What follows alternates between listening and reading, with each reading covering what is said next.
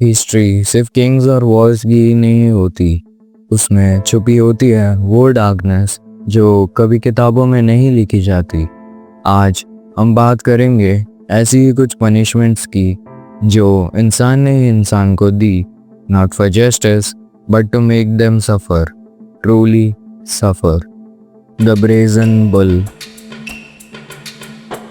एक ब्रॉन्ज का बनाया हुआ बुल जिसके अंदर विक्टिम को जिंदा बंद कर दिया जाता, फिर नीचे से आग जलाई जाती और धीरे धीरे इंसान अंदर ही अंदर भुन जाता।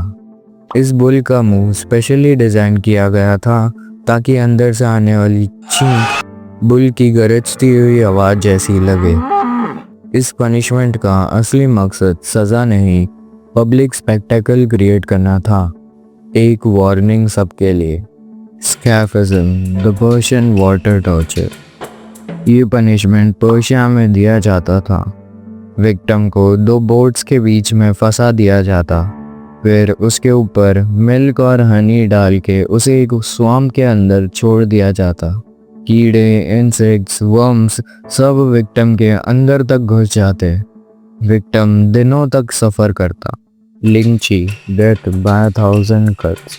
चाइना में दिए जाने वाला ये पनिशमेंट लिंची, इसमें इंसान को जिंदा छोटे छोटे टुकड़ों में काट दिया जाता, लिटरली 1000 कट्स में, और ये सब कुछ पब्लिक के सामने होता एज अ सेइंग कि अगर किसी ने कुछ गलत किया तो उनके साथ भी ये हो सकता है। The breaking wheel. यूरोप में ब्रेकिंग व्हील पनिशमेंट कॉमन थी। इसमें इंसान को एक बड़े व्हील पर बांध के उसके हाथ पैर तोड़ दिए जाते और उन्हें उल्टा सीधा कर दिया जाता। कभी कभी तो इंसान 2-3 दिन तक दिनों तक जिंदा रहते। The rat torture.